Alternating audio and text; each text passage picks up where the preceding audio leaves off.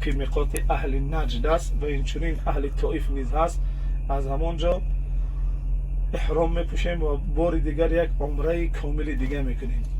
در این سفری که ما داشتیم اولا از میقات ذوالحلیفه از همون میقاتی که پیامبر صلی الله علیه و سلم در آن را احرام بستیم و یک عمره همان را ادا نمودیم و دوم به تنعیم رفتیم به مشاهده که از سه میقات اول ذوالحلیفه، میقات دوم تنعیم و میقات سیوم میشود ذوالحلیفه.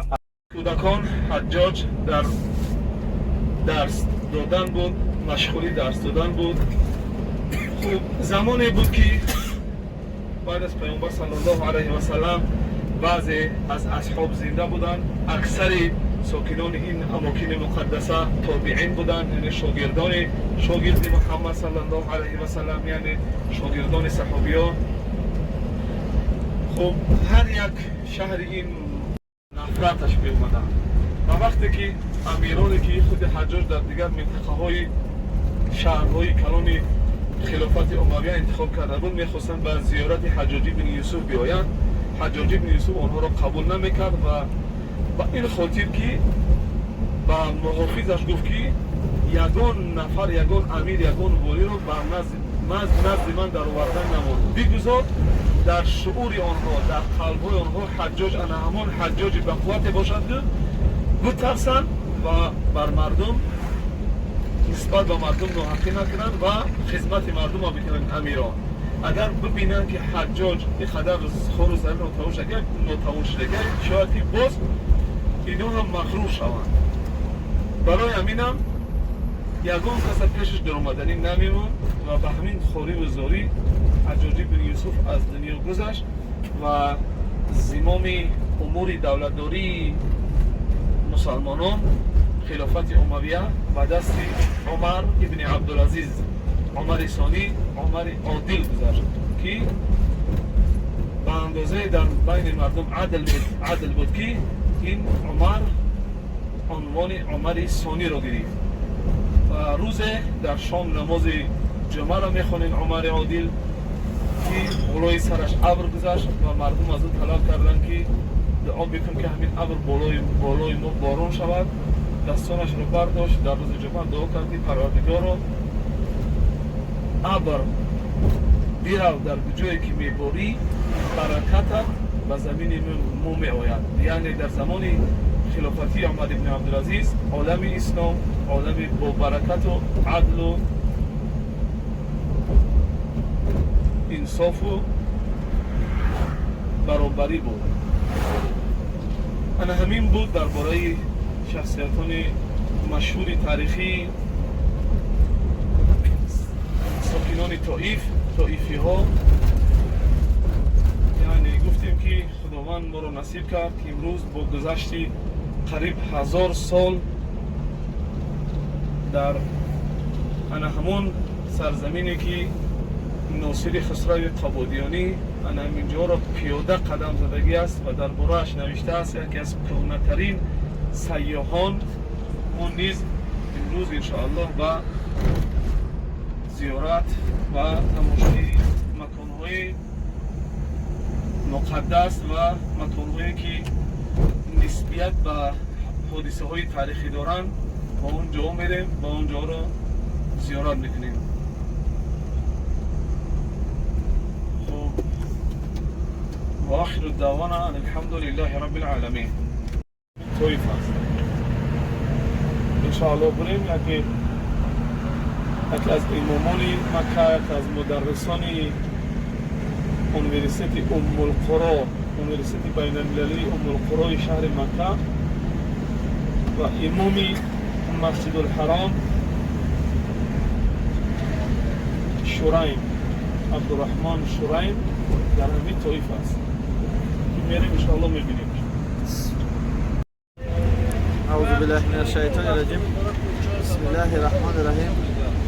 برادران عزیز، رفیقان، دوستان، خداوند همه شما را دعاگو هستیم که با خانه خود دعوت نماید و دعاگوی آن هستیم که خداوند فیض برکت در دولت تاجیکستان و در همه هر یک ما و شما بریزانم. دعا میکنم خدا بخشنده مهربان کل مومن مسلمانی که آرزوی نیک دارم و آرزوی خانه خدا دارم، خدا هم با این آرزوهاشون برسونش. دعا میکنیم که خدا بخشنده مهربان کل مومن مسلمان را برای راست برای دین صراط مستقیم هدایت بگردونم. و دعاگوی آن هستیم که خدا بخشنده مهربان نفرانی که طلب آرزو دارن، طلب دعا دارن که حاجیانی که به حج می روند یعنی در جای پاکی نام آنها را گیرند و در حق آنها و در حق فرزند آنها دعا کنند. ما یکی از آنها بوده هستیم که به حج به خانه خدا آمده ایم و می خواهیم نام هر یک قدم شما رو در علایدگی گیریم و در حق شما دعا کنیم.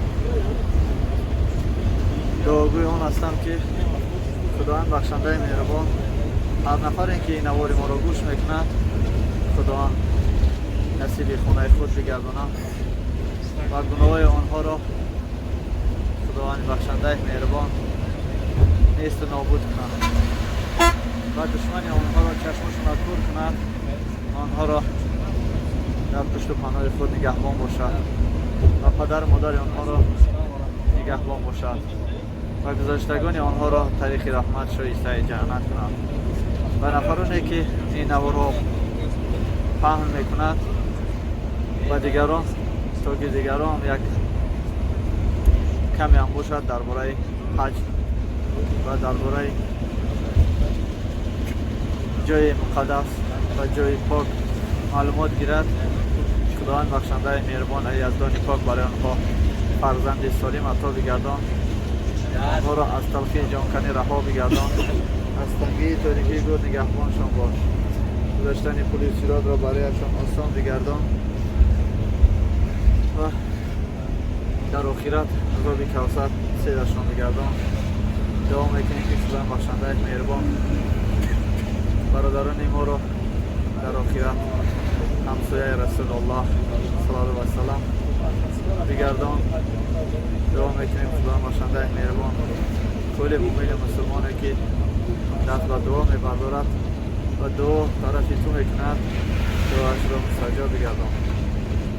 و نفرانی که میخواهند برای مادر خود، برای پدر خود، برای برادر خود، برای فرزند خود، برای همسر خود دعا میکنند که آنها گرچه در زندانند، گرچه در بستری هستند، بیمار هستند، خداوند بخشنده مهربان دعاش را مستجاب گردان و شوهر آنها را صحت سلامت گردان و پدر مادر آنها را یزدان پاک شفای کامل عطا بگردان و فرزندشان را صحت و سلامت در این دنیا و آخرت نگهبان باش.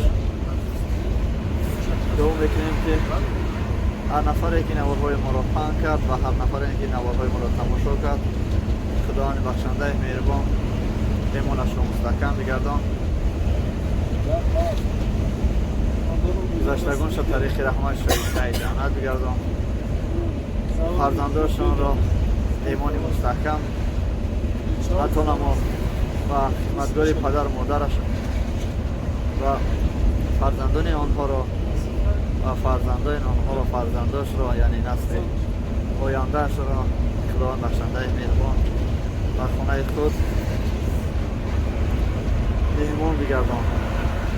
دعا میکنیم که خداوند بخشنده مهربان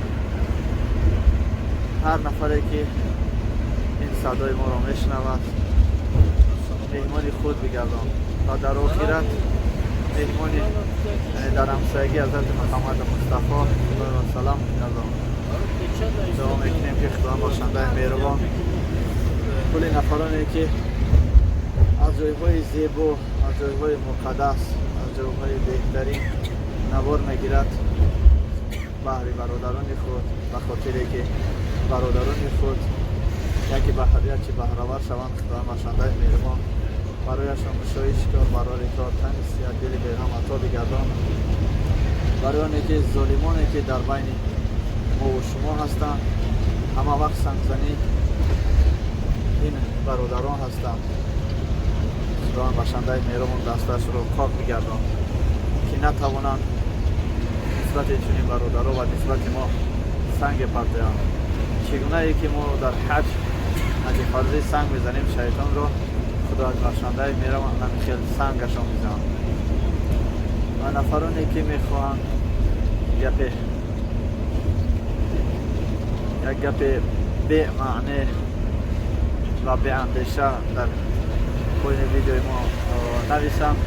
خداوند بخشنده مهربان خودت قادر هستی آنها را اصلاح بگردان. برای آنان که در هر یک کاری که ما میکنیم به خاطر تو میکنیم و به خاطر دوستی تو میکنیم و دوستی حبیبی تو میکنیم. خداوند بخشنده مهربان اگر خود ما ناحق باشیم جزای ما را تنها خودت ده. و نفری که میخواهد بر ضد ما گپای قبیح گوید و میخواهد که جزای ما را دهد، خداوند تو جزاش ده که بغیر از تو در این خانه توست، دنیای توست. خداوند بخشنده مهربان تو خلق کردی ما را، تو میتوانی برای ما شفا دی، تو میتوانی ما را معرض گردانی، تو میتوانی خداوند بخشنده مهربان ما را عذاب دی، تو میتوانی ما را شفا دی. تنها ما از تو طلب داریم، تنها ما تو رو میپرستیم.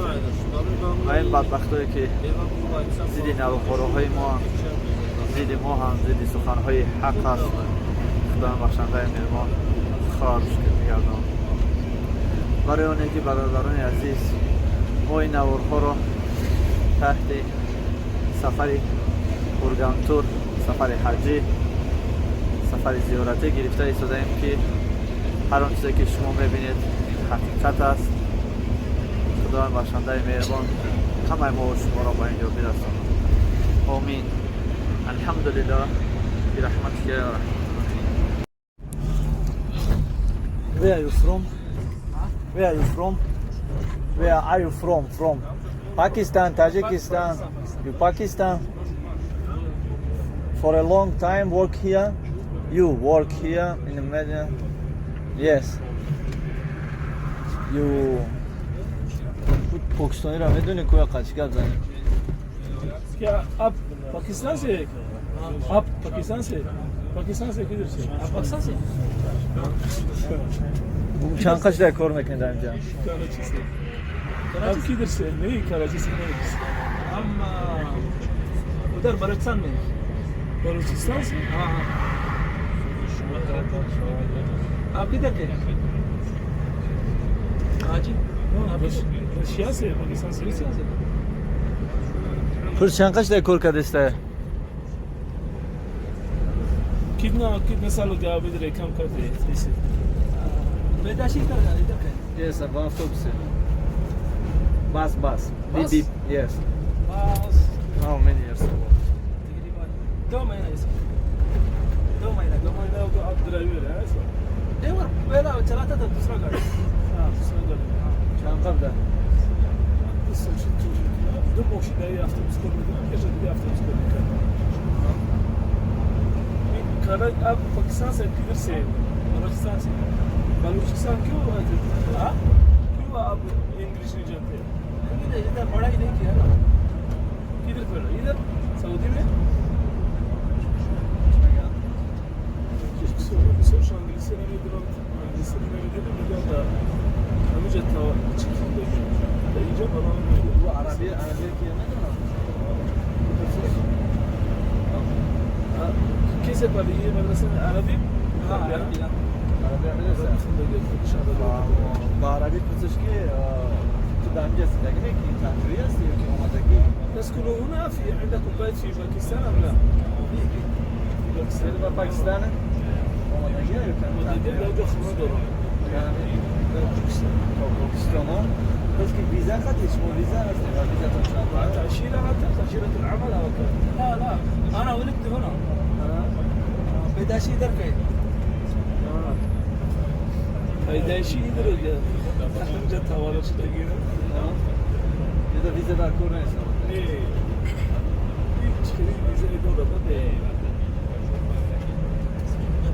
این در اینجا تاریخ شرفه چه میزن دولار؟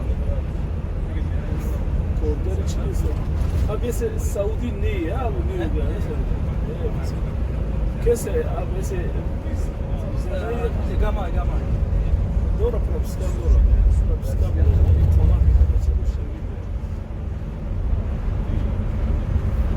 آوشش چقدر بود؟ تقریبا примерно. ابیس پیسه معنا کی داره؟ पैसा महीने कैसे आ معنا جواری کا گفت 2015 سو 3000 آیا کنی مازاد تو 3000 یورو रियल no قریب $1000 قریب 800 $900 جزاkallah برادران عزیز حوزی کم این صحبت ما بود با راننده که از پاکستان است اما در شهر مکه کار و فعالیت میکنه طول 2 سال است که در مکه همچون راننده کار میکنه و 2 ماه است که در این اتوبوسی که شما دیدید ما در اینجا نشستیم 2 مرشدی در اینجا کار و فعالیت میکنه در اینجا رهبر گروه گورگانتور اکای توجیدین با ما همچون ترجمه کرده داد اگر اکای توجیدین نمی بود شاید که ما سوالون را پاسخی پورا نمیگرفتیم برای اینکه اینا زبان عربی را نظم میدونن و شفیع هم باشد زبان عربی را نظم میدوند و زبان پاکستانی را اما زبان انگلیسی را خیلی کم میدونن بلوچه ملتش بلوچه شما یک جوید گرفته این زبان زبان بلوچی یک زبان از بعضی کلمه‌هاش به زبان فارسی نزدیکی دارند مثلا بگیریم در یکان کتاب ادبی فارسی برود نیست برود میگن که خدمت برود کلمه فارسی نیست میگن توجیکا برود میگن یکان فارس برود نمیگه فارسا برود نمیدونن زبان ما زبان که زبان ما زبان فارسی تاجیکی ها بینیم ریشه زبان تاجیکی فارسی ها سوال دیگر بخشش برادر عزیز سوال بعدتر زنگ بزنید سوال دادنیم دام شما که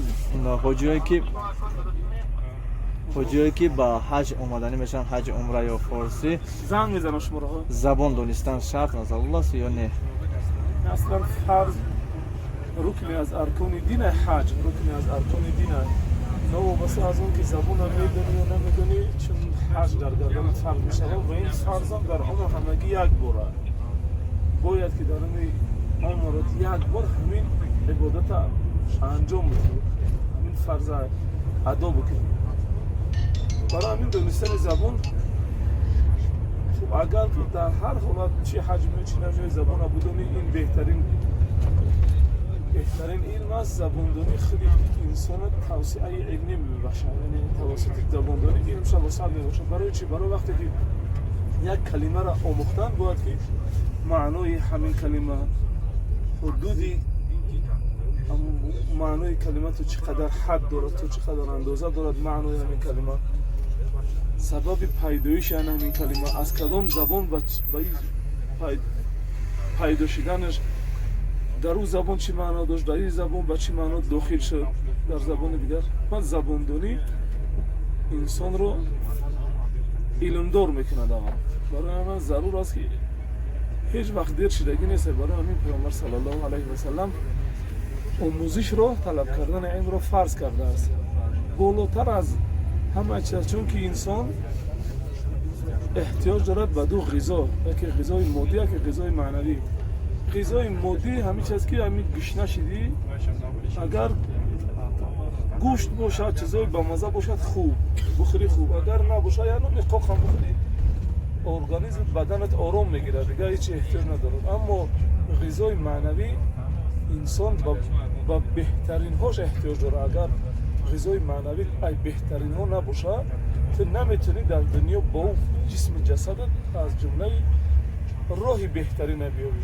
برای همین علم آموزی بگیم بالاتر از طلب مادیات ثروت دارایی ها است علم برای انسان بهترین لذت میبخشه. برای همین خوب است که کوشش کنیم چی زبان دانی، چی زبان آموزی، چی علم‌های دقیق، چی علم‌های دینی، همه اجزا مختلف دانستن خوبتر است. خیلی خوب، نه تنها خوبتر بلکه فرض است.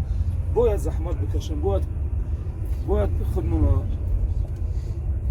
غم بتیم، کوشش بکنیم که علم بیاموزیم. سلامت باشه. برادران عزیز، چیزی که شما میدونید ما با زبان انگلیسی یعنی we can speak in English without any some problem. We can explain what we want. بعد برادران عزیز، چیزی که شما میدونید biz yaxshi gapiramiz, o'zbek chanali, qirg'iz chanali yaxshi gapiringlar. Nima bizdan nima kerak bo'lsa, biz O'zbekistonga ham bo'lsam, Qirg'izistonga ham so'rayman. Nima menga kerak bo'lsa aytaman, mana menga shunaqa kerak.